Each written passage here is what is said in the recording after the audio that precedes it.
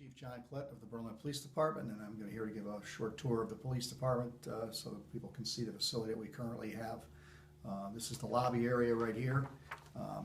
Normally in a modern police department you'll have an interview room off of the lobby so that you can bring people in there to interview them regarding less serious offenses and things of that nature. We don't have that facility here. We're forced to bring people inside the building and into a conference room because we do not have a facility to interview people any longer. We've had to reuse areas of the buildings that were originally intended for that for other purposes since we didn't have room. This lobby here, for instance, these bathrooms are not ADA compliant. Persons with disabilities might not be able to get into the bathroom here, particularly with a wheelchair. As this building was originally built, that was a male and female bathroom, but we did not have a bathroom for the dispatchers to use, so they didn't have to leave the dispatch area. So that door was blocked off from this side, and that is now the bathroom for the dispatchers. We can go inside the building here. This is our dispatch area and communication center. As you can see, there's a lot of technology in here, and it's crammed into a very small space. There's normally 2 dispatchers working in here. If we had a major disaster and we needed to bring in another dispatcher, we would have to go to the Berlin Firehouse, where our alternate communication center is. That doesn't have full capability, but it has enough to dispatch our town assets anyway. 40 years ago when this was built, this was the Taj Mahal. There was only about, well, none of this computer stuff was here, and there was only a couple of basic radio outfits. And now you can see we have alarm screens, connections to the state and federal systems, the enhanced E911 over here with the mapping, our CAN RMS, which is what we use to dispatch our people, and the radios are all controlled by the computer over there. We also have a mapping function up here, which will tell us where our cruisers are, where the calls are, and then our in-house closed circuit, which we upgraded a few years ago with a grant because it was, again, 35 years old at the time, and it was failing. So that's our dispatch area right now. Patrol supervisor's office. This originally was 2 offices. One was storage, but we didn't have enough room for all the supervisors, so we opened this up to accommodate that. They have lockers in here, which are right behind me here, so to store their stuff, because there wasn't enough room in the locker room for everything we had. And as you can see, even with these lockers, there's stuff stored on the top of those because there isn't enough room in there for all the chemical gear and everything that they've had to be issued in the last 40 years. Originally, when this building was built, there was no sergeant's office. This was what they called an undercover investigator office, and that was storage. Support services office. Right now we have 3 people in here. The support services officer, he's also our court officer, the traffic officer, and the support services sergeant. This room was originally a classroom that was double this size. We did not have the office space we needed, so we had to cut this in half. And later on I'll show you the classroom so you'll see how much smaller it is than it was intended to be originally. Again, storage is at a premium. This is the way it is every day. This is because of the lack of space. This is our youth office. This is where the youth detective works. There's certain requirements when dealing with youth. There should be a confidential interview area. We don't have that. There's also supposed to be, we have to segregate all the youth files. They are kept in this office under lock and key. Any time a juvenile is interviewed or detained, they have to be kept out of sight and sound of adults. So we're forced to use this office, or we have to take them someplace else in the building because we are not able to comply with that section of it because the facility is inadequate for our uses in that respect. The workroom. This is where the officers do their reports. They have their mail slot, any forms that they need. There's a union area over here behind the divider that we have to provide to the union. This room was originally a storage room for old records, which we had to split in half. That wall there divides the original room when the facility was built. And I'll show you later, that's where we store their old records.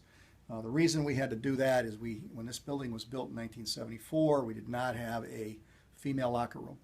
So in 1988, when Donna Manning was hired, they took the original workroom, which was next to the locker room, turned that into a female locker room, and then moved the workroom down here.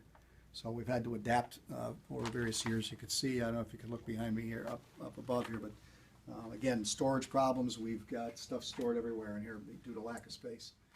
Record storage room. It's also used to store medical supplies, which are here, and our old IT stuff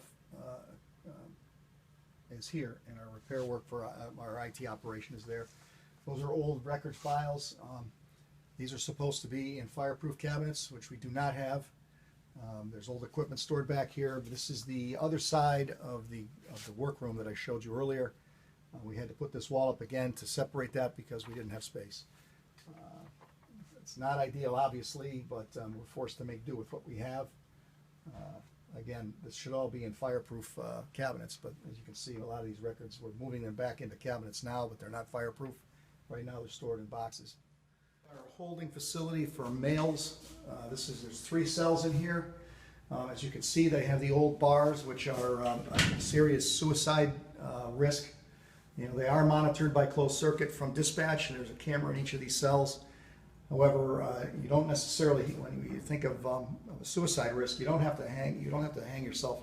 You can just cut off the blood supply to your brain. You'll pass out, and then you'll strangle because you're unconscious. So these are a serious risk. We have had people attempt it. No one's succeeded yet, but again, all the modern facilities do not have bars like this. They're either plexiglass or steel enclosures. We have 3. When the building was originally built, that cell was a padded cell. We had to take that out because as time went by, it was deemed that if someone was in such a state that they needed a padded cell, they should be in a hospital. So we got rid of that and we upfitted. That's why that door is different than the other doors, is because we had to get that from another facility that was getting rid of their old stuff. So that's how we did that. It's our female cell. We only have 1. At times, if we have more females than males, we can flip-flop it, but they can't be obviously housed in the same facility. We have no place to hold juveniles for any length of time, so currently we're forced to put them into our holding tank, which is over there. If we have any adults in this facility, we can't use this at all because there's no place to keep the juveniles separate from them, which is required by statute. So that's a major deficiency with this area because it was never designed for that. Also, the problem with this area is the ventilation in this area is not separated from the rest of the building. So if you have someone in here with a contagious disease, or they just smell bad or whatever, which is a lot of the times the case, it ventilates through the entire building. This HVAC in here was not segregated from the rest of the facility. So it was a serious ventilation issue here when you're holding prisoners for any length of time. Generally, we hold them for a weekend. Very seldom more than 3 days, but 3 days can be a long time.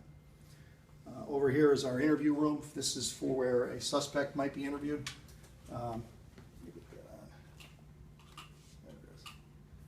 They would talk to their attorney in here. That's confidential, so we have the phone, and we also have this glass so we can see they're not doing anything they shouldn't be doing. But this was originally an interview room where we had 2-way glass. You can see over here there was 2-way glass built into this. Unfortunately, due to lack of space, we had to reuse the other side for evidence processing since we didn't have anywhere to process evidence. So the other side of this is now a evidence processing and short-term storage facility on the other side of this glass. Obviously, we don't want to bring people from the lobby back here into a jail to be interviewed. This is the only room in the building dedicated to that. So we are forced to bring people into the classroom, or not the classroom, the conference room, or the workroom if they're available to be interviewed. And it's a particular problem with juveniles when they're being interviewed. So it's the other side of the interview that I talked about earlier. This is currently used as an evidence processing area. So when they seize evidence, they bring it in, they log it in, and they temporarily store it in these cabinets. And then the property officer will come out, take it out of here, and then log it into evidence, which is down the hall. In a newer facility, there's a wall with pass-through lockers in it, so that they can actually take that, process it, put it in one side. The property officer comes in the room on the other side and logs it directly into evidence. That's the state-of-the-art way of doing it. We had no room, so we had to give up an interview room to do this. And again, that's what I was talking about earlier with the other side. If you look up here, you can see the 2-way glass. The holding facility, we had, because we're CALEA accredited, we need to have a place where a prisoner, in the odd event that they needed to take a shower, they could do so. This was a maintenance closet that we turned into a shower once a female prisoner had been brought in to us by bounty hunters and had been held for like 4 days, and she needed a shower. The only thing we had was the female locker room. So in order to comply with CALEA accreditation standards and take care of that, we had to retrofit this as a shower. This is our sally port. This is where the prisoners be brought in once they're under arrest. Okay. Out here, we also, it doubles as a maintenance, they can watch the cruisers and such in here. The problem with this is it's so narrow that if you bring a car in order to get the prisoner out the other side, the officer has to park so close to the wall on this side that he can barely, a hard time getting the door open. So it's very narrow.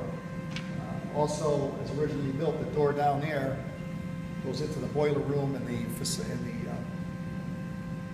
air conditioning plant for the whole facility. So we've had to padlock that door so they can't get through it. So again, this is very small for what we need. We actually built these, this bar here is a drying rack for the dive team's gear because we had nowhere for them to do that.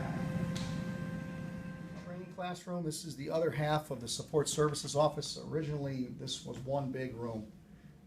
We put this wall up here because we needed an office space on the other side, and we can only fit 12 officers in here for training. This is where we conduct roll call, so we have a very limited amount of training room here. And if we have to host a class or we have more people coming in for training, a lot of times we'll have to go to the community center and use that facility for training because, again, we don't have the room in here. Like I said, originally this was room, it was twice this size. So we obviously had a lot more room when they built the place. This is our female locker room. This, as originally built, this was the workroom for the officers to do their reports in. They actually had a jackhammer under the floor from the men's locker room to run the piping in here to plumb this so that they would have a shower and a toilet and a sink. That blank over there is where the door originally went into the men's locker room. So you could get into the men's locker room and come into the workroom here. Right now we have 4 female officers that occupy this, and the female dispatchers have a locker in here as well. But again, as originally built, this was a workroom. And as you can see, I told you what we had to do to modify the building to accommodate that. Locker room. This is the way it was originally built. If you come in here, you can actually see where they jacked a hole through the floor to run the piping into the female locker room when they created that. When this building was built, we had, as I said before, we had 18 officers working for the department. We currently have 42 officers working for the department. Storage space is at a premium. They're issued chemical gear, which has to be stored up on top of their lockers because they don't have room. A lot of the officers have 2 lockers because the newer lockers are in a newer facility are built bigger to accommodate the equipment that they're issued now that they weren't issued back then. Back then they got a summons book and a nightstick, and now they have chemical gear, they have riot helmets, body armor, all kinds of things. They normally would have an outlet in each of these lockers so they can recharge their flashlights because now they're all rechargeable batteries. In the old days they were C-cells. These lockers don't have that, so we've got guys who have put power strips and plugged them into the wall and use that. Come around here, you can see the extent of the storage problem we have with just the equipment that's issued to the officers. We're looking at the top of the lockers.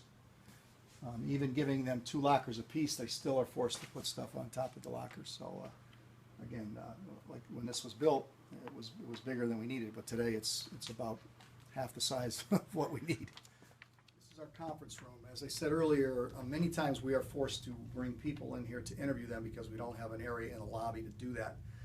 If we're required by statute to videotape certain interviews that or interrogations that are for certain crimes,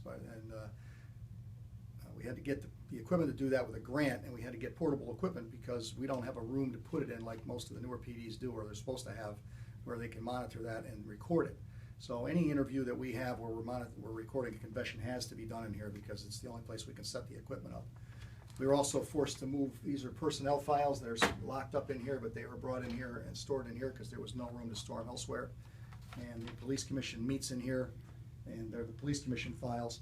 This is the only room for a commission meeting if the public, those meetings are open to the public because of the public commission. So in order for them to have a meeting and a member of the public wants to come in, we actually have to let them into a secure facility, into this room to do that. And there really isn't a lot of room for the public to sit in here either. So this is deficient. In the newer building, they would have a bigger room. Most of the facilities I've seen today, and I know the one that's planned has a public room where they could, if they had a meeting, they could go in there, and they wouldn't have to come inside a secure facility, because both the front and rear doors of this building are keypad access only, so that if a prisoner were to escape, he couldn't get past those doors, or, you know, we couldn't get somebody inside here. So that's a major deficiency. And again, we have to do things in here that this room was never intended to do, because we lack any other place to do it. This is our detective bureau. Right now, there's offices for 4 detectives in here, or detective sergeant and 3 detectives. Originally, the youth detective was in here. We had to move him to a separate room because we didn't have room in here for all those people. There's very little storage area in here for files, and they also have specialized equipment, which you can see racked on the floor over here because there's no storage for that. They have got surveillance equipment, photographic equipment, things like that. They also have weapons stored in here, which are locked up. Actually, behind that door, there's a vault. There's a safe that's locked them up. So this was the size of the original classroom. On the other side that I said was split in half, this is the size of the room as it was originally configured. But again, we've had 4 detectives for a lot of years, and at some point we're going to need more. We're going to, as the department grows and the town grows. I am Chief Paul Fitzgerald, Chief of the Berlin Police Department, and this is my office, my workspace. As you can see, it's quite wide open. If I have a disgruntled customer or something out there, I'm quite exposed to any threats. The workspace itself is sufficient, but the security is lacking. This is our records and IT area. Right now we've had, when this was built, we didn't have anywhere near the technology we have now. We've created an IT position here, and this is Brian Freeman. He's my IT specialist. You can see he's got stuff piled over there, and he's got a section in the back also. Most of the newer facilities, the server room would be near his location, which this is not. And he would have an area for his equipment to store, which he doesn't, obviously, because it was never built for this. This is our records section. We have 2 records technicians, and these are where the active records are stored. Again, these are supposed to be in fireproof cabinets. We don't have them.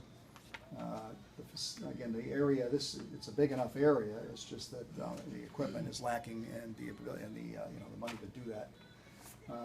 Their vulnerability is very similar to the chief's vulnerability here with these big open windows. The window over here at the customer service desk is ballistic glass. So you can't shoot through that, but you can shoot through the wall and you can shoot through those windows. So it's kind of nonsensical if you really think about it to make that a bulletproof section and not that.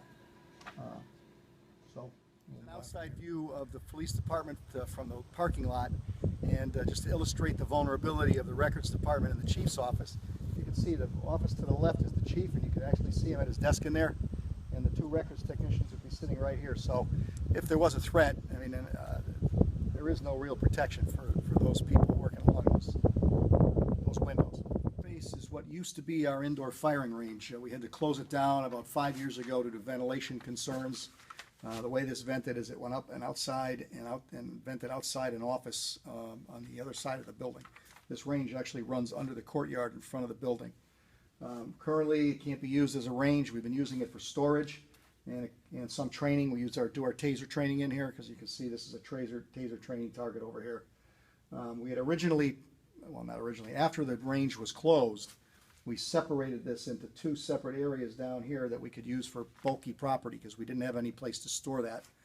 Currently, it's stored in a shipping container at the town yard next to our impound area. That's where we would store bicycles and things of that nature. We were planning on using this, but we had to abate it first, so that's scheduled to be done shortly, because it'll need to be done when the town reuses this space, or if we continue to use the space, because there was some degree of lead contamination in here from all the years of firing in here with the handguns. Again, right now it's not being used for anything. It's standing by waiting on abatement, and right now I said it's been used for storage, since again we don't have a lot of storage space, and we've stored old equipment here, training equipment, and again we occasionally use it for Taser training. This is our parking area for police vehicles. Right behind me is the unmarked vehicle area. This is a trailer that we have to tow the 2 quads that we have to patrol Ragged Mountain. There was no place in the parking lot to put that, so we had to put it up here on the grass. If you pan over this way, you can see the unmarked cars and the new emergency generator the town just put up to power the whole town hall. Next to that is a shed. That shed we had to put that up when we got the quads, because we had nowhere to put the quads. In a more modern facility, there'd be a permanent building, or a more permanent building than that, or in the Sallyport area, you will be able to store your quads or your motorcycles or your bicycles. Right now there are 2 quads, a motorcycle, and the bicycles for the bicycle officers are stored in there. I'll try to get that open for you. You can take a look at that. Shed that we had to have built to house the quads, the 2 quads that we have, the motorcycle, the bicycles. We also store traffic cones and the stuff we need for DUI checkpoints in here because we don't have any room inside the building. Over here are the mounts. There's actually trailer mounts to put the bicycles on.